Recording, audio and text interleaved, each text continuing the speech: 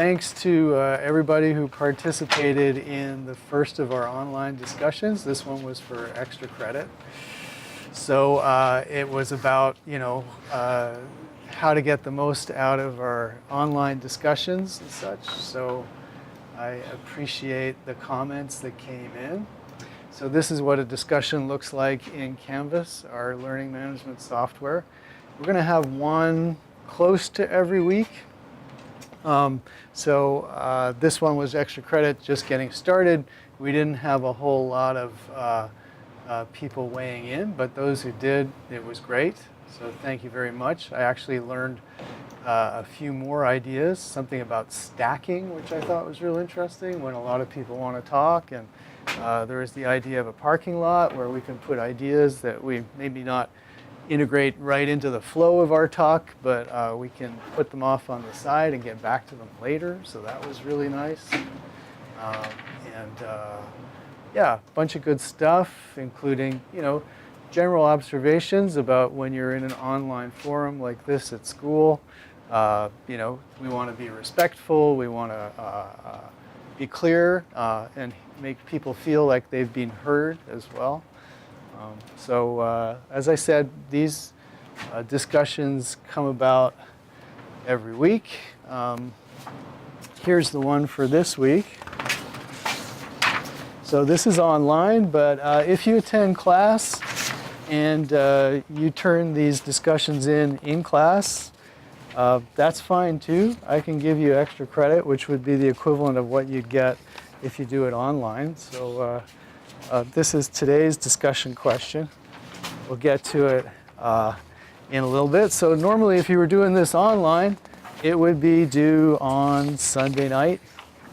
Awesome. But it's here, and as I said, if you're coming to class and participating in class, no sense doing this twice. So you could sort of fill this in with your ideas and stuff, give it to me, and get the equivalent credit for participating online.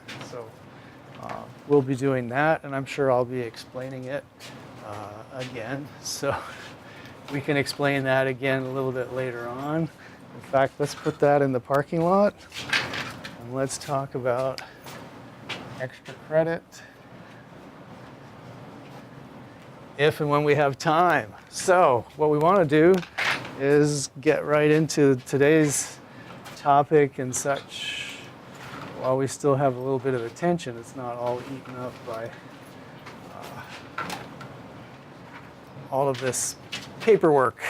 And so here we are in our Canvas modules, the week 2, dates, January 22nd, January 24th. So when you're looking down to see where we're at and what we're doing, you will find all the stuff for each week, and so you can focus in there. There's always a little overview as to what we're going to do in the week. And we started this off a bit last week because I wanted to give you a sense of what the class would be like, what the lectures are, what kind of things we'd be talking about. So this chapter, chapter 1, which we're getting into this week, which is in your textbook. For those who are just joining us, the textbook information is in the syllabus. You can get a hold of the textbook. There's also copies of the textbook in the library on reserve and through electronic means. So you could always check out the textbook from the library, again, if you have access to a computer, and read it that way. Otherwise, people have found rentals at around $30. Was that sort of what we saw, I think? It's a $30 rental, something like that. So that's another way to have a textbook. You will need to have a textbook just to read and keep up with it.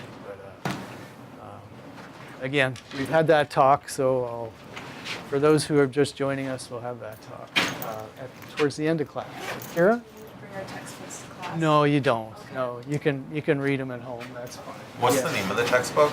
It's in the syllabus, so just look in there. It says required textbook on the first page. Okay, got it. Awesome. So this first chapter it does a number of things. It introduces, well, basically the big story in this chapter is, if we were flying over media history for the last, 100 plus years at 10,000 feet, just trying to get a big overview of it. What we're seeing here is, in this class, is the creation of the mass media which came out of, the original mass media were print, like books and newspapers. And then we got into the electronic mass media, which is the topic of our class, with radio and television. And so that created an industry and a particular way of, putting information out there, and a particular way of audiences consuming that information. And then, eventually, mid-90s, the internet happens, and it's what the textbook calls a paradigm breaker. It changes everything. So now we live in this world of, sort of mass media plus, call it personal media. Some people are calling it personal media. The idea that you don't just have to get television or radio. You can get information from all kinds of sources online, basically. So it's really changed a lot about the way that media is distributed and consumed. And so last class, we took a look at a model. So one of the things that we looked at in the class was how could we kind of map this out, draw a picture of mass communication. And one model that we came up with pretty quickly was the idea that mass communication happens from a central source, like a television network, and the same information spreads out to many audiences, audience members, people with TVs. And so one message distributed to many. That's the essence of mass media, and that's sort of our focus, right? And yet, as we continue on and look at what's going on now, and we look at something like YouTube, so it's still sort of video. It's kind of like television, but we have a platform, basically, that allows, kind of multiple centers of people who are communicating with one another, right? So each person or source in this model can communicate with each other. And so that gives us, kind of a much more complex model. Another one we looked at was the Shannon and Weaver model, where you had a sender and a receiver and a channel, and they sent a message between them. So this would be a channel, like a TV channel. And they would send a message, like a commercial, from a sender, to a receiver. And we also talked about feedback, that the receiver could maybe go and buy the product. That's one way of feeding back. Or the receiver could write a letter of complaint and say, hey, there's too many commercials on my channel. What are the chances that you're going to be able to affect that? Not too well, right? But that would be called feedback in this model. And so this was Shannon and Weaver's model. So those are, the main models that we looked at last class. And you'll find these in your textbook, of course, and in the slides that we looked at last class. And all the slides are on your Canvas site as well. So just open something recent here. Go to chapter 1. So if we go through there looking at those models. Can you go to the slide above that one? Sure, just a sec. Let me enter into it, play from the current slide. So this is the mass communication model that we were talking about, and this is, how things change when we get into the internet, the digital model, where instead of one source to many, there are many sources communicating with each other. Okay, let's go back here for Rick. Yes? That one on the right. Uh-huh. That's complicated. C? Pardon me? C? Diagram C? Yes. Can you explain that a little bit? Yeah, it tries to encompass something about this model in a sense that we talked about, we're reviewing what we did in the entire class last time, but if we think about a sender and a receiver, we also wanted to bring in a kind of a cultural dimension to it, which is basically for this to work in human communication, the sender and the receiver have to have some familiarity with, what they're talking about. Kira came up with a great example of Black Twitter, where, different audiences in this kind of new environment with very diversified audiences, different audiences have access to different ideas, different languages, different knowledge of, my kids know about memes. And Kira's point was that on Black Twitter, there are different topics of discussion that may not be well known by, other audiences that are on Twitter. And so, the kind of very diversified information flows of this new environment, I think, are represented by these, different clusters here. So, like one might be a very huge cluster if we're thinking about, you could turn on the TV and watch ABC. That would have like millions of people involved in it. But at the same time, you could be sitting there with your phone and you've got Twitter and you've got your rather more restricted group of people that you communicate through there. And so you might also be having, a different cluster at that point.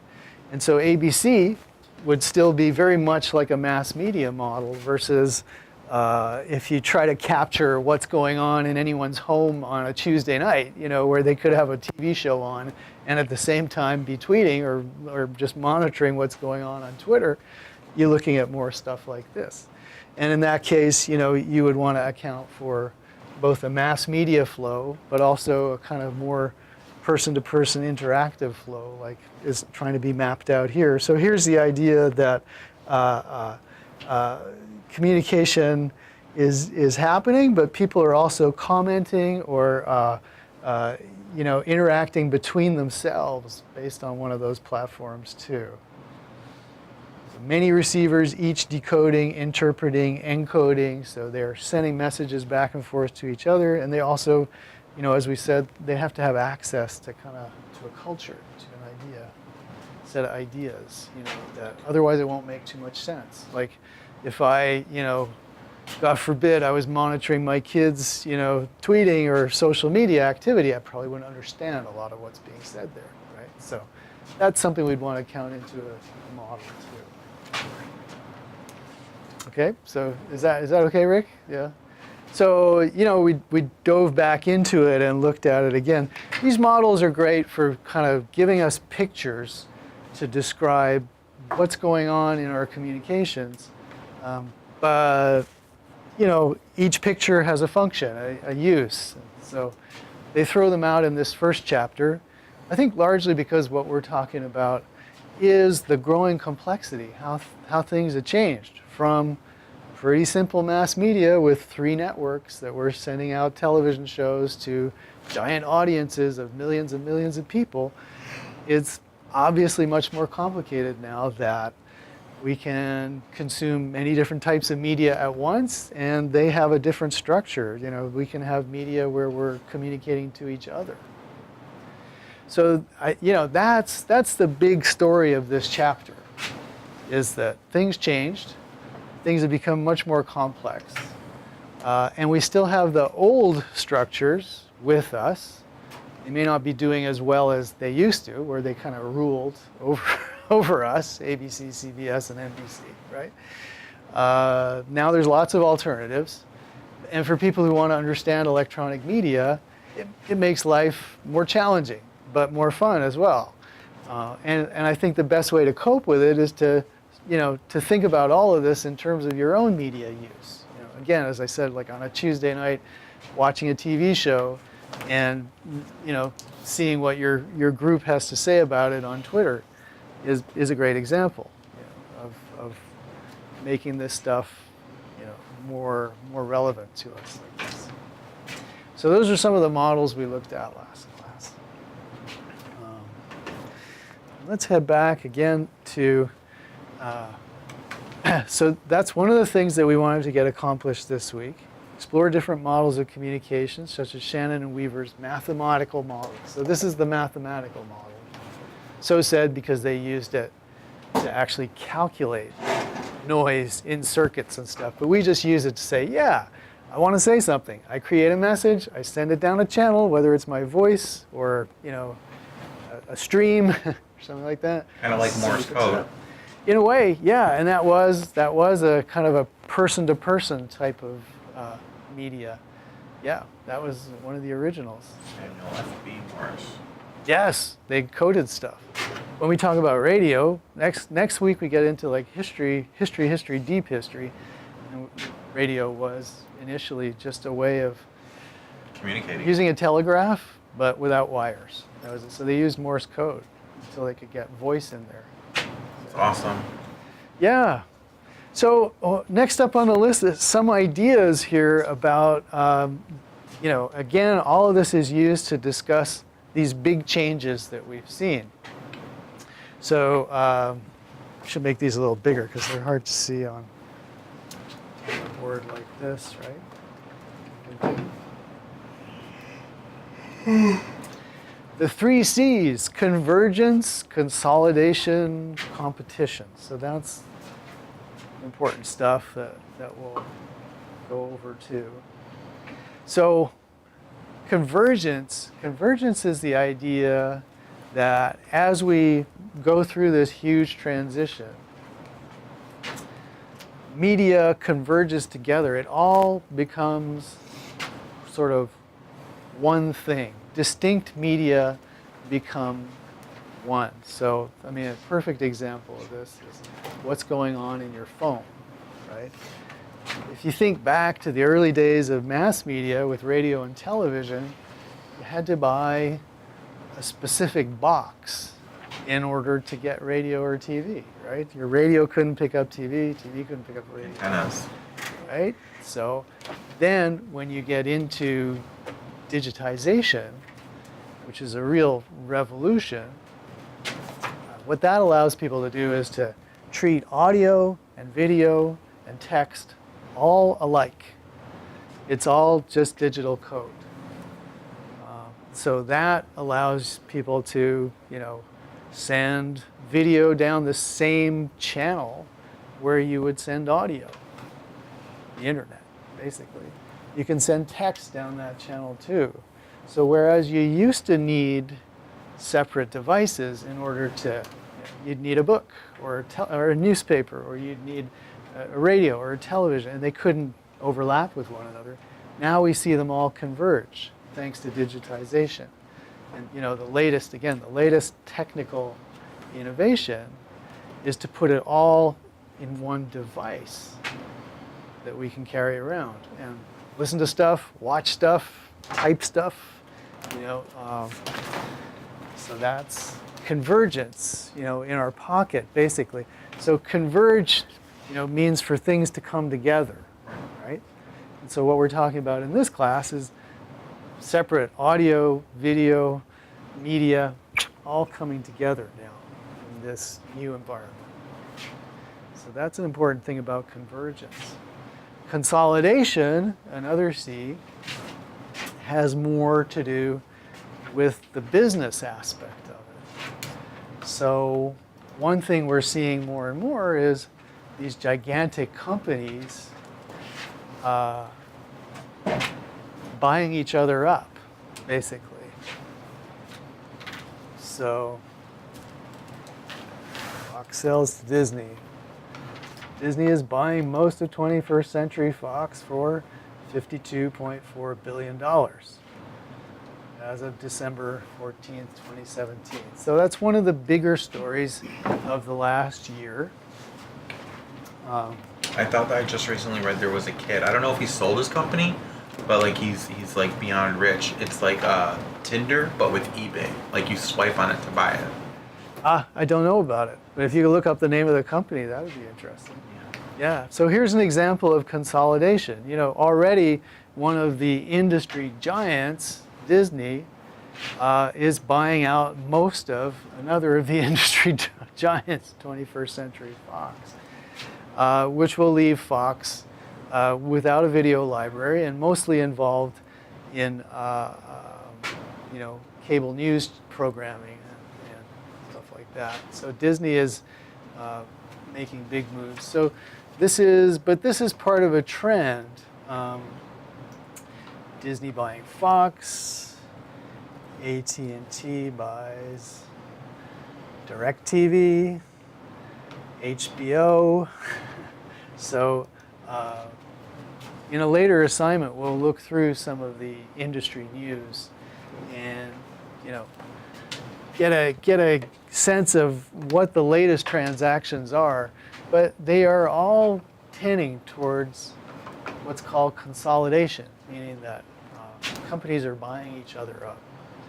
And they were organized into gigantic kind of media conglomerates.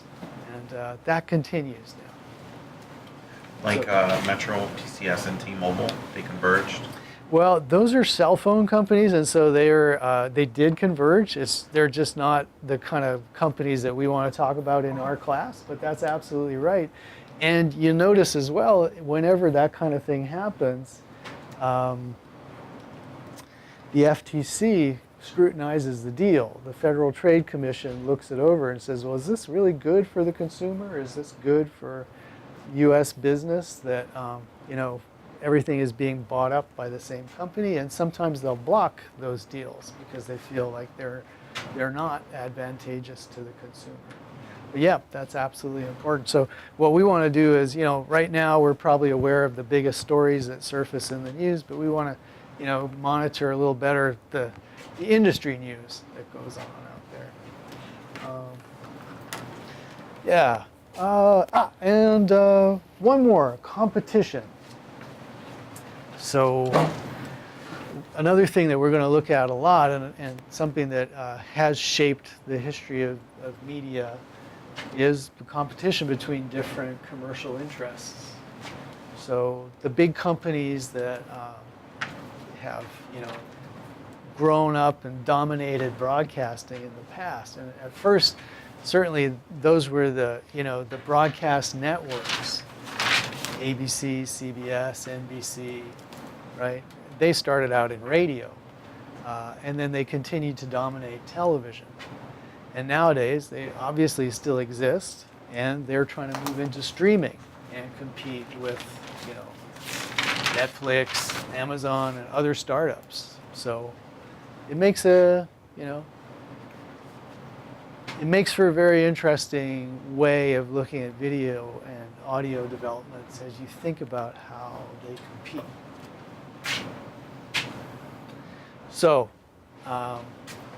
if we want to turn to the discussion, which is online this week, so anybody streaming can just go and look for the discussion in the course modules and stuff. But I did want to get that out there today, although it's not due until Sunday, but it's a good thing to, make a start on a discussion like this. So here's the discussion, and but I also handed out to you guys on a piece of paper something that could be filled in and given to me for the equivalent kind of extra credit. So you could do this basically in class as we talk about it, or you can do it in an online discussion if you can't make it into class. Either way is good, as long as we kind of discuss. So let's take a look at this, because this is a story about radio and about what's been happening in the delivery of audio. And so it's just one example of competition, consolidation, changes in these industries, right? So it says here, this is the discussion prompt. Radio remains relatively popular and competitive despite competition from various other media. So there's competition, right? How is radio still relevant to you? In what times, places, or spaces do you encounter radio in your life? What content does it bring you? Are there other services and devices that have taken radio's place? Will they do a better job than radio? You may want to mention how radio has survived big changes, like the invention of television. Do you think it can survive again? And what makes you think that? So as we said last class, when we were talking about rules of discussion, everything starts with our opinion, with our point of view that we bring to the class, but we also want to have reasons for our point of view when we have a discussion in a classroom. Maybe when we're talking about it with our friends, it's okay just to believe what we believe, but in school, we also want to be able to give reasons for what we want to believe. So does anyone have any thoughts about the prompt already? So basically the first thing is like, where do you still encounter radio? Where do you guys listen to radio at all? Anyone? Caleb, you're nodding. Do you want to start off? Yeah, I listen to sports radio. Sports radio, okay. That seems to be doing pretty well. Yeah, because it's like really current, you know? Like Yeah. if someone, like, something happened in the sports world, it'll just pop up on the radio. And you don't have to like look through podcasts or whatever. That's a really good point. Okay, so Caleb's talking about sports radio, and it's doing well. And one of the reasons it might be doing well is because sports is, kind of live. I'll just write that up. I mean, I think And universal too. It's like it appeals to a lot of people. So I'll write broad appeal because there are people who are not interested in sports, but it is broad. Absolutely. Yeah. Other folks, where do you encounter radio? Julian? I was in the middle of writing it down, but my mom listens to a lot of NPR in the kitchen, so she's just home. That's what's going on in there. Okay. So I'm tempted to write older generation. Yeah, go for it. Can I write that? That's fine. I listen to that station too, like the public radio station. Okay, let's put in here the actual example, NPR. It's just like news. You know? Right. We do have advisors from KQED and KALW, the two public stations. They come to see us, and they're pretty amazing folks. Okay, so I have hands up. I should do stacking. So I thought Rick came up, and then CJ, and then Legacy. Okay. I was just say, I guess it goes with, I would say older generation, because I feel like radio is still viable because you can listen to it while you're doing other things. Like I encounter it mostly in the car. Okay. Like if I'm not in a car, I'm not listening to the radio, but you can't watch TV while you're driving, so the Yes. alternative is radio. Right. Like if my mom's in the kitchen listening to NPR, she could also be making stuff or doing whatever, like auditory is, you can do multiple things at the same time. It's not Yeah. taking your entire Right. Let's put auditory sense. That's pretty bad. What do I mean? Let's not put that. Let's write hands free. Let's put something like that. But yeah, unless Rick, you have like a real shorthand for what you just said. But I think we all understand it that you can do other things when you're when you got audio versus it would be less likely that you'd be watching TV while you drive, at least until we have driverless cars, right? Which is another thing, and that'll Which is change soon. stuff. It's soon, yeah, within 10 years probably. CJ, what did you want to say? Oh, I was gonna say, like, as far as access, a lot of radio shows, they upload their shows straight to podcasts, so they're available on demand. So that's how I consume a lot of radio. So it's like the only way, because I can't listen to the show live. 'Cause, Okay. Yeah, I'm like busy, so. Yeah, okay. So a word that I want to bring in here, which is on our list of things that we want to learn this week, is asynchronous. And what CJ just talked about is pretty interesting. I won't use the other fancy term. There's not a fancy term for everything in academia, but CJ's idea is that you can consume one medium through another. So I'll just write podcast here. Let's not generalize too much.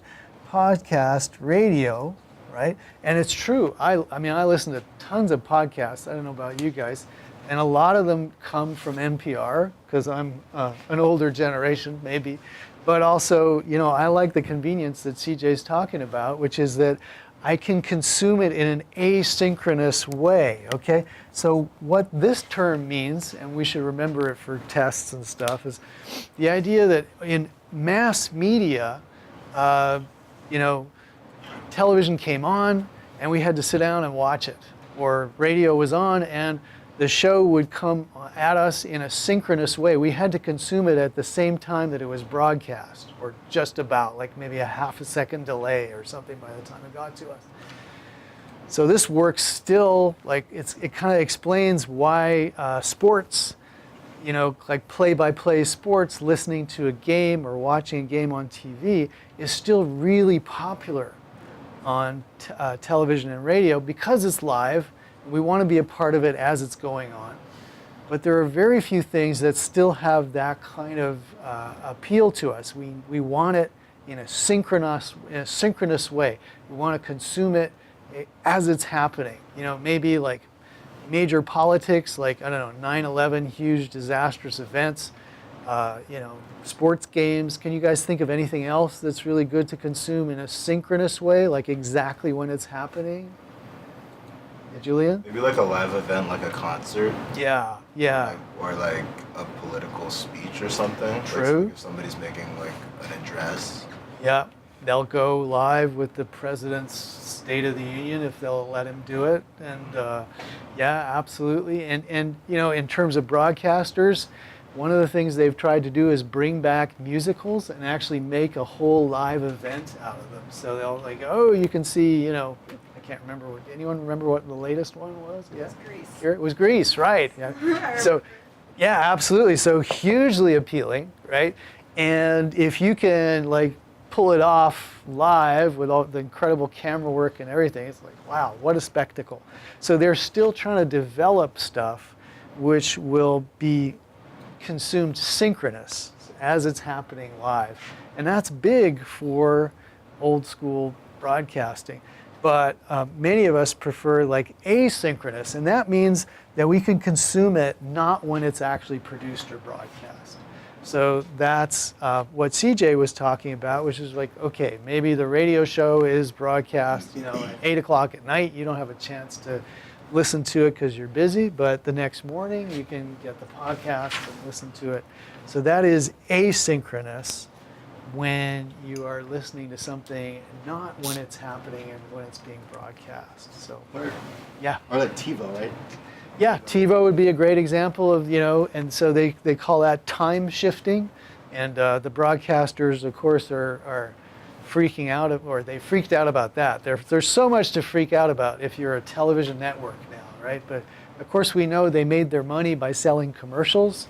With the TiVo, it allowed you to speed through the commercials, and it also allowed you to consume the TV show like a week later or something like that. So all of a sudden, what was like a really neat and tidy thing where they forced you to watch the commercial, and they could tell the advertiser, oh yeah, he watched, so we're counting him.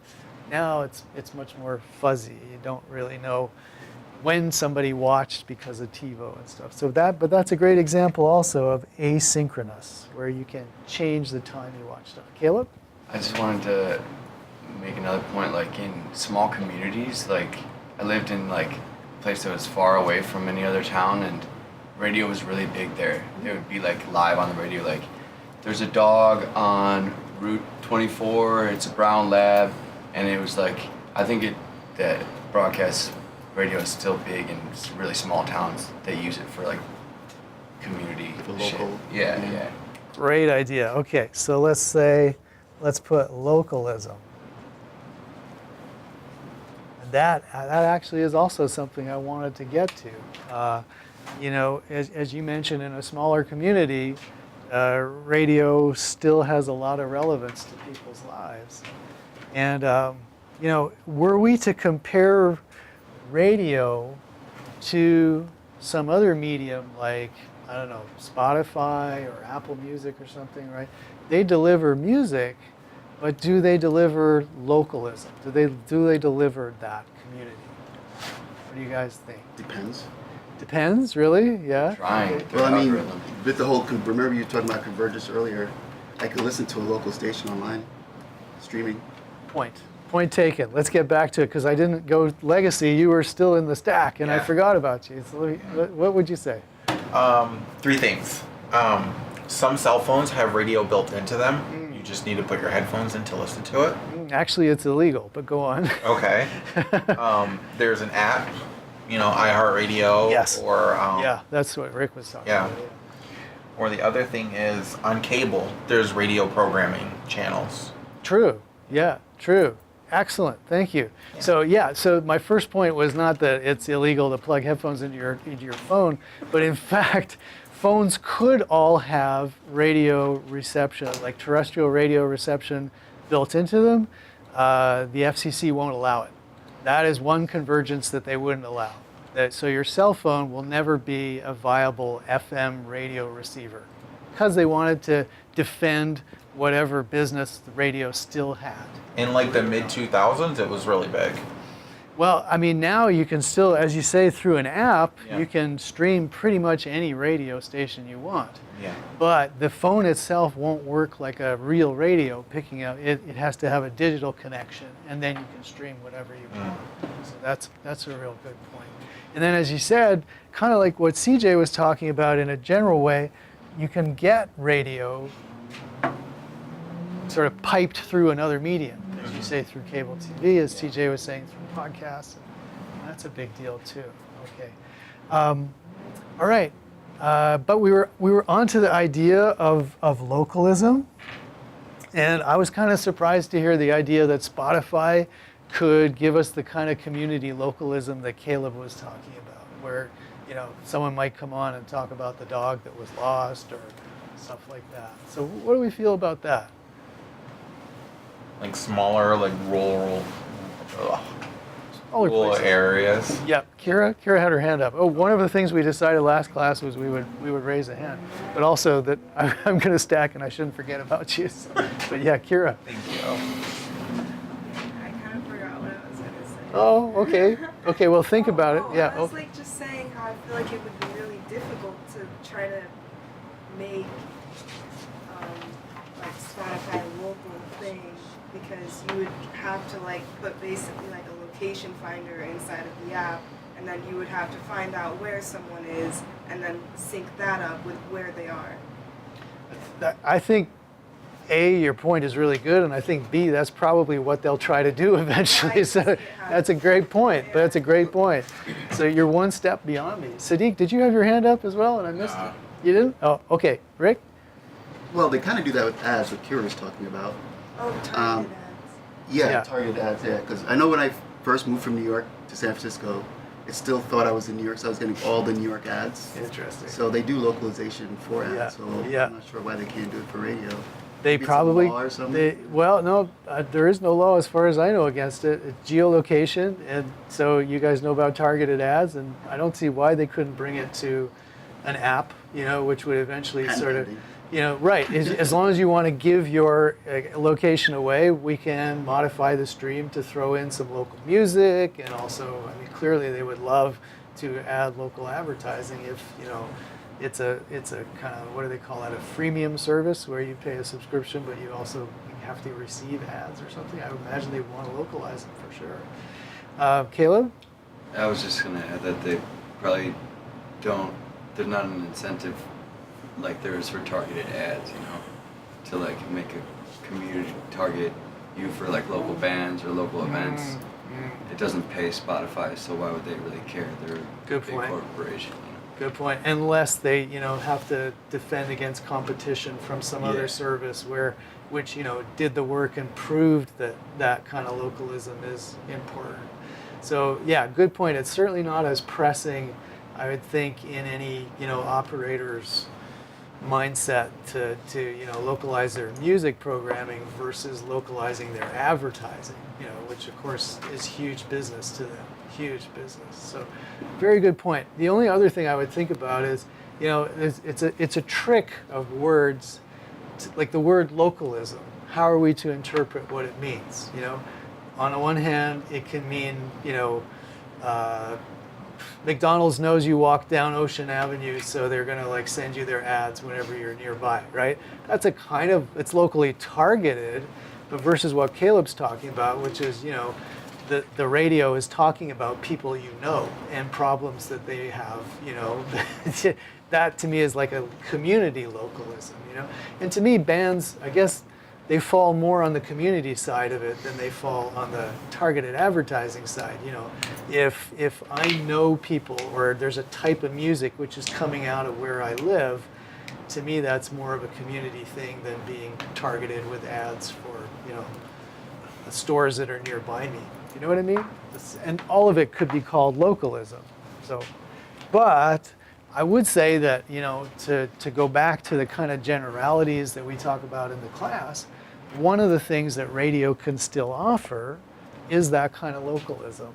Even in a big city, in a sense that, some channels really reach out. And these are maybe now channels that are more oriented toward, Spanish language or Chinese language, so as you get into those smaller audiences defined maybe by language, they're still, more closer to their communities, I think, than the big KFOG corporate juggernauts, which do sound, or the iHeart radio stations. So, well, that was pretty cool, and a lot of good, interesting things came out of there.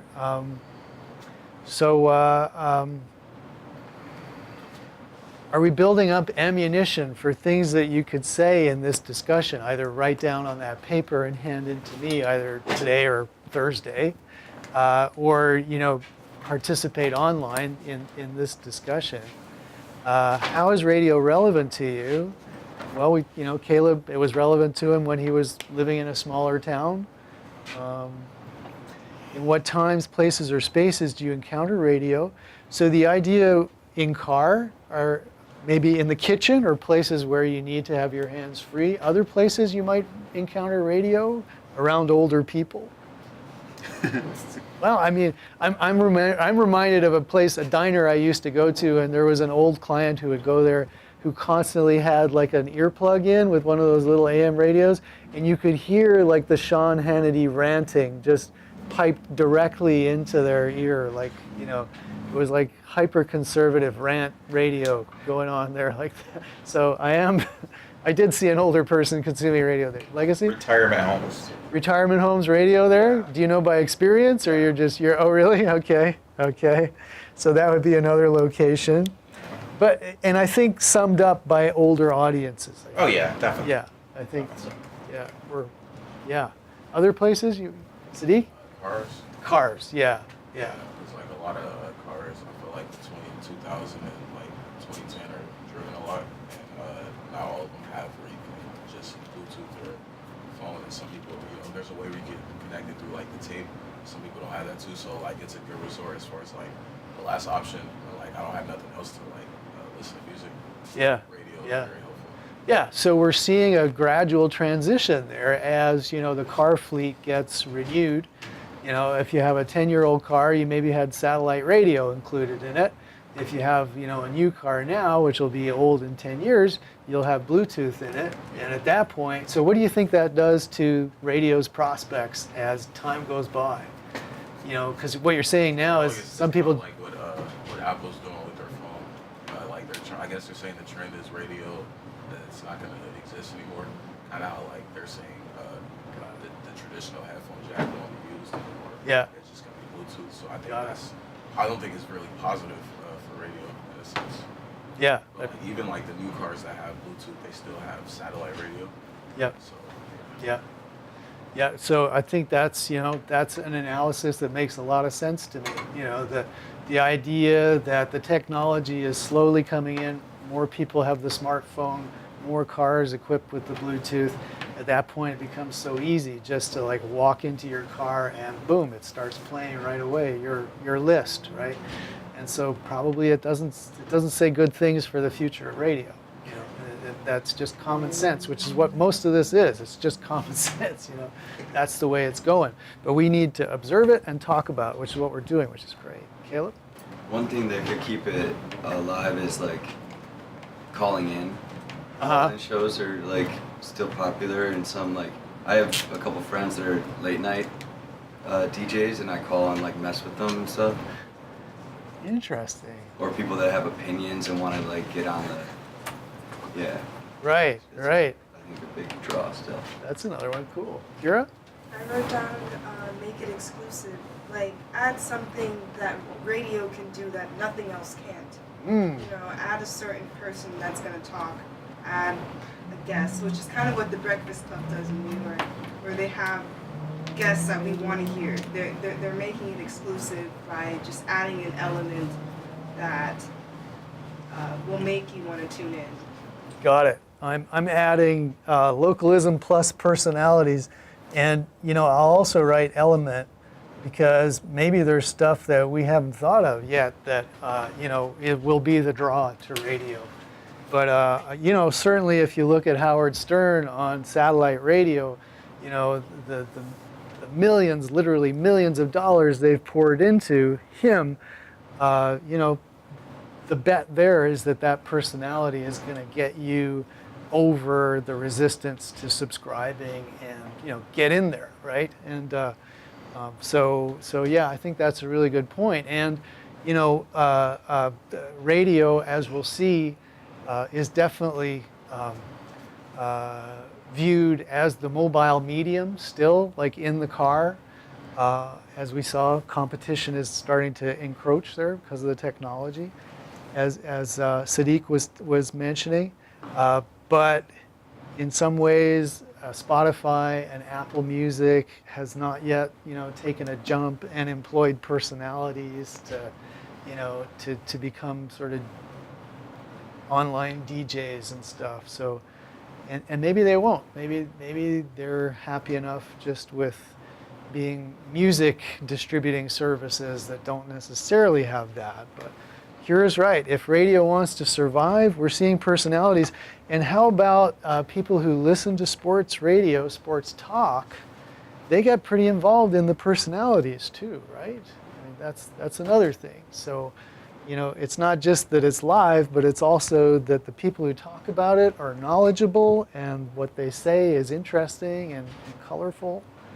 So that is an idea, and I think the industry agrees with you, Kira, that if radio has a few really good years left in it, it's probably going to be helped by being local. It's about your team, it's about your teams, personalities, people you want to hear, stuff like that. So that's cool. Talked about what content does it bring you? Are there other services or devices that have taken radio's place? So we touched on the phone, and we touched on satellite radio, which is, when I'm asking when they take radio's place, I'm sort of saying, they may not have completely stolen all that radio had yet, but they're competitors, basically. They're competing. So this last sentence is something that the video up here relates to. Do you think it can, you may want to mention how radio has survived big changes like the invention of television. Do you think it can survive again? And what makes you think that? Julian? I know like Apple Music, for example, like Drake has his OVO radio and he's debuted projects, debuted songs, then he's featured a lot of other artists. So it works kind of like a playlist. But it does have that component of, you need to tune into this in order to hear what we have to say. But you need to have Apple Music in order to be able to do it. So it's like exclusivity, personality. Yeah, and maybe even if he was to or other artists who have stations were able to incorporate parts where it's them being interviewed or them talking, then that could really play up the personality aspect. So it's not just you're hearing my music, or you're hearing me say, welcome to my radio station. It's like you actually have a component that, people can hear your voice, and, that would be something that your fans would really enjoy, for example.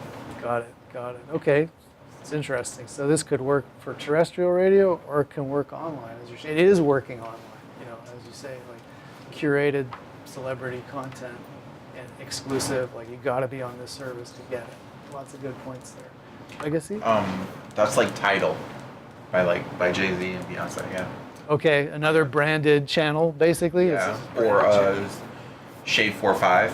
Okay. Yeah. These are all good stuff. I don't know any of this stuff, so it's good. But bring it up, because I learn. Everybody probably also knows more about it than I do. It's good to hear. Yeah. Did anyone want to respond to what Legacy's talking about? Some of these others. Kira has her hand. Title because of Beyonce and Jay-Z. Okay. That's the only reason why I use it. They just added the exclusivity of just, if you want to listen to these songs or you want to access these things, you're going to need to be here. Got it. Yeah. So that you have to be super powerful in order to do that, I guess, right? And you can command that from an audience. I was listening, in a boring kind of older person way to Ellen's chief digital media officer, and it was reminding him what Oprah did. Oprah being like incredibly successful, having her whole brand, and then going into doing multiple. She basically did a set of cable channels, which did okay, but cable is not where everything's happening right now. And just hearing about Ellen's, again, her brand is based in old media and television, but all of the different things she does digitally online to take advantage of that brand. And it sounded like a really flexible and bright strategy. Again, leveraging their incredible celebrity. I think part of the lesson here is you just have to have a huge audience, and once you have it, you can, profit from it through so many different channels, so much different media. But that's a very interesting, development there too. To come back to, just radio history, which you guys are real aware of what's going on right now. This is just kind of a reminder of The early 50s saw the networks. So, yeah, this is where television kind of took over from radio. So the way that things were going, radio was pretty much the dominant, mass electronic medium from mid-1920s up until the early 1950s, through a lot of historical reasons that we'll see. Television existed earlier, but it didn't really take over as the dominant medium until the early 50s. So this is just a little bit about the transition that happened when radio kind of fell out in a 5-year period. All the audience left, So. There were 3 by now rushing to establish superiority in the new medium. For a time, radio floundered, seeking to reinvent itself. The public had demonstrated its preference for television in the evenings, but that left mornings and afternoons open. Car radios had become every bit as popular as the cars themselves, and TV could not very well invade that territory. At last, radio found a new direction by playing to its strengths. TV, I think, probably did radio a favor, because look at radio today and look at radio in the golden age. In the golden age, in the 30s and the 40s, it thrived. And there were shows on radio. All of a sudden, those shows moved to television. And when that happened, radio didn't know what to fall back on. And then along came a guy named Elvis Presley and rock and roll. And all of a sudden, radio found itself and knew exactly the direction it should take. It was radio became local, radio became music, and radio thrived. Rock and roll saved radio. You're talking about a wonderful part of our culture, but now it's primarily in the automobile, the car. The car is the savior of radio. The big advertisers moved to television, and the program budgets went with them. No longer were shows pre-packaged for radio stations. The stations found themselves back where they had started in the days before syndication, with a lot of open time to fill. Gone were the soap operas, the spooky dramas, adventures, and familiar comedies. Gone to TV. All that was left behind was a turntable and a microphone. And now let me tell you about McTavish's Skinless Weenies. People still wanted music and news and weather and local information, so that's what radio became. Popular music became the top 40, and the station announcer became a disc jockey. Radio set about becoming what it might have been had the networks not jumped right in at the outset, as David Sarnoff had predicted in his memo more than 30 years before. Radio would play music and broadcast ball games. Drive out toward left center field. In October 1950. Okay. We can watch maybe a little more of that. But that covers, the essential transition and idea that I just wanted to get out there, which is, it really sounded pretty awful for radio in 1951 or 2 or something like that. Like all the shows that used to be on radio had moved over to TV. The budgets go, and just the whole litany of things that were going badly for radio at that time. And yet radio managed to find, something that it did really well at a different budget point. And it, changed itself within a few years, basically into, live sports and music medium. So although it seems like radio is, really challenged now, and maybe it is in certain areas, it nonetheless has that history and that ability to survive. So I wouldn't write it off yet. So really the idea there is just, how do you think, and Kira already gave us some ideas about how radio might try to change itself as well. And Caleb was talking about, how games and sports are still things that people want to consume live. And still, as Sadiq was saying, the car still hasn't quite caught up in terms of, the Bluetooth connectivity, which would make radio challenge it technologically. So maybe you can still see some future for it. Legacy? Yeah, I'm from Detroit. So like in Detroit, like rap is like a big thing. Eminem. They host like rap contests like over the radio. Oh, cool. Like, local stuff. All right. Yeah. Yep. So there's localism again, seems to be an important part of it. And the funny thing is, when you go back to 1950, it was then too as well. Caleb? And another point is like people still buy records. Records are huge still because it's a good medium. Radio is just like that. I think. Even though there's much more advanced things and more flashier things, there's always someone that wants like a vintage feel. Yeah, that's an interesting point. And we will see, parts of the regulation, the copyrights and stuff adapting to this, to the changing aspect of it. But the way radio and the music industry grew up together from the 1950s on was, radio sold records. And so radio got a good deal on the content that it put out there because they could count on people buying those records.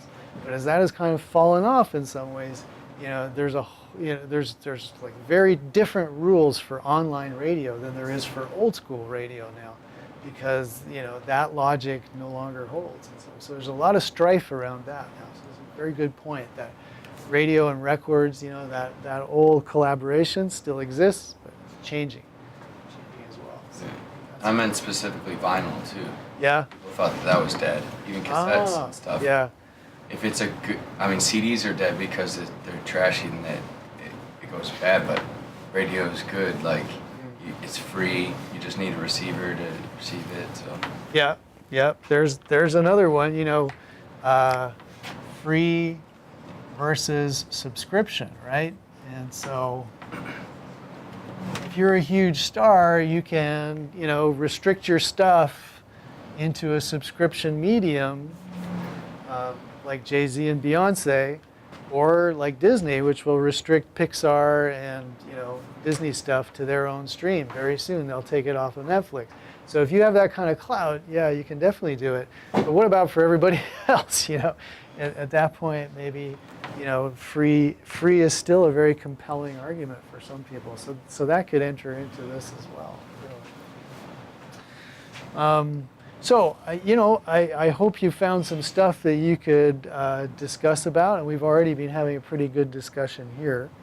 So I would say, if you want to think about this some more, turn it in on Thursday. That's great. If you prefer working online and put your points up online, that's great too. Okay, so this paper will take the place of an online discussion if you put it in here. But if you prefer online, and for those who can't come to class and are streaming our class, then this will, you'll have to do it online. But the whole point is hopefully in the discussion we've had in class here has already given people a lot of ideas that they could talk about regarding this.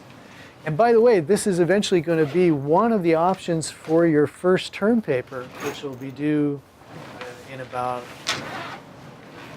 5 weeks, I would say. All the dates are on Canvas, but I just wanted to say that this is a great way to get started into a topic that you want to write about in a little lengthier form, for one of those for one of those term papers. Okay, cool. I wanted to finish a little bit early today to talk to the new people who have joined us. So that's it for today. We'll see you next class where we'll talk more about what's on our agenda. And if you're always wondering what is our agenda, remember it's in the week 2 overview. There it is. So, next class we'll talk more about those concepts and stuff.